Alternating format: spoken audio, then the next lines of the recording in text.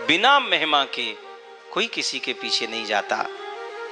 तो महिमा है तब हम दौड़ रहे हैं। हमारे गुरुजी की महिमा है, बस वही हमको खींचे जा रही है।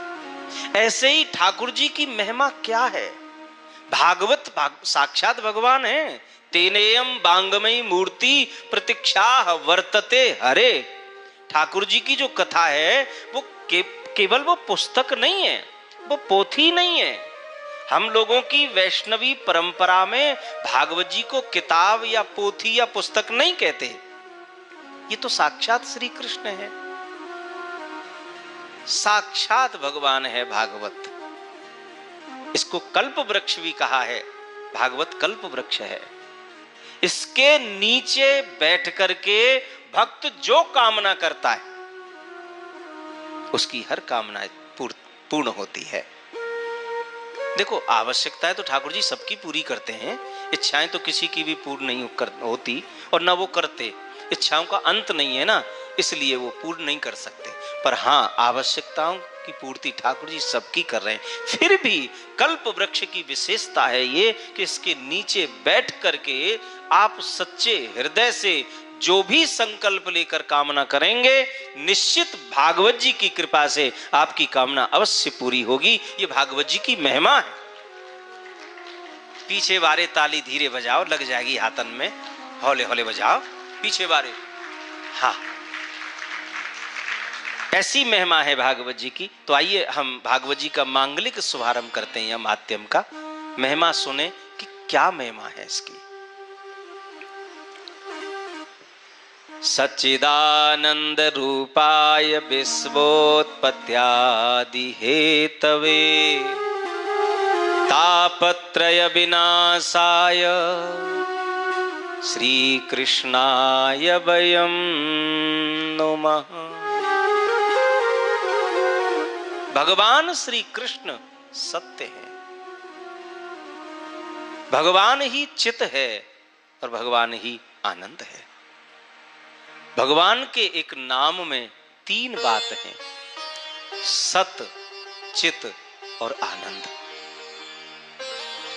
सत माने अविनाशी, जिसका कभी विनाश ना हो, जिसमें कभी परिवर्तन ना हो, जो त्रिकालातीत है, पहले भी, मध्य में भी और अंत में भी, जो एक जैसा रहेगा, एक जैसा रहता है।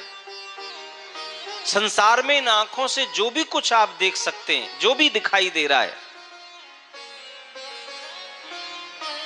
ये सब नाशवान है साहब।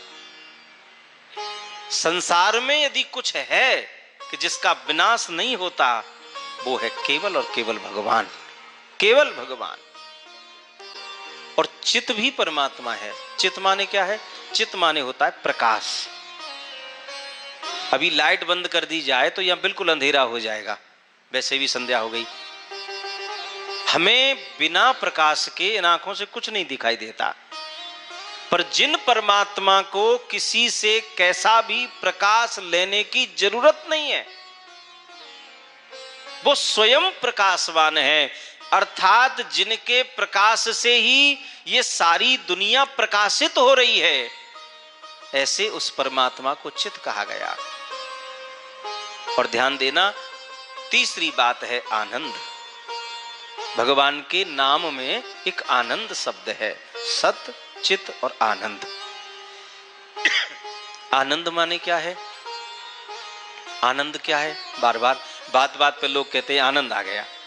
अरे आनंद आ गया महाराज, क्या भोजन बना, आनंद आ गया।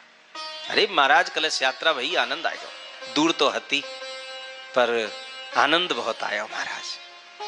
पता नहीं कौन कह रहे हो? बोले जी मैया वैसे तो घरे सिर पे उठाए लें, पर आज इन पे 1.5 किलो के कलशौ ना उठ रहे, ऐसे कोई कह रहे हो। तो हमने कही ये बात ना है गुरुजी। कोई सज्जन कह रहे थे कि माताएं घर को सिर पर उठा लेती हैं, पर आज इनसे 1.5 किलो के कलश नहीं उठ रहे हैं, तो ऐसे कर करके ला रही मैया गोदी में धर धर के।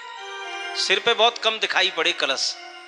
पुरुष लोगों की पोथी तो जरूर सिर पे दिखी, पर कलशन के दर्शन भई ना कहां गए, ऐसे दुबका के ला रही थी। जबकि कलश सिर पे रखे जाएं, तो हमने कही बिनते बात ऐसी ना है। बोले घर तो बड़ो भारी हो, फिर उठा लें, कलश तो 1.5 किलो को बुना उठो।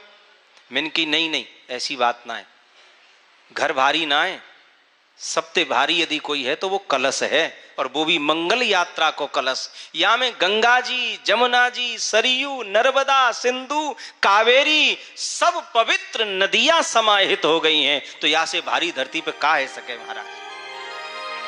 और जा गगरी में, जा कलश में, जा मंगल कलश में इतनी पवित्र नदियां भरी हो, उसे यहां नहीं, उसे यहां धारण किया जाता है।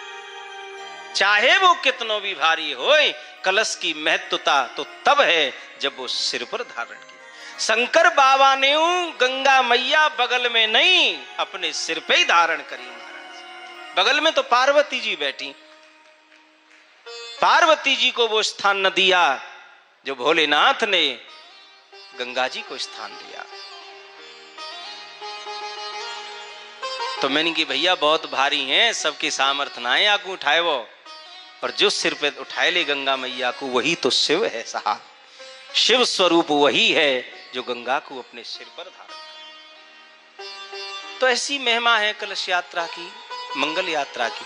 कलश इसीलिए उठाया जाता है सिर पर कि जितनी भी पवित्र तीर्थ की नदियां हैं, धामों में नदियां जो बह रही हैं, उन सब की कृपा हमारे ऊपर प्राप्त हो। कृपा तो सबको मिले, पर काऊ के बगल में रह जाए, काऊ के नीचे रह जाए, काऊ को टिर्री में धरी रह जाए कृपा, पर कृपा तो गुरु जी वाकू प्राप्त हो जाके सिर पर विराजमान है जाए, ऐसी लीला है।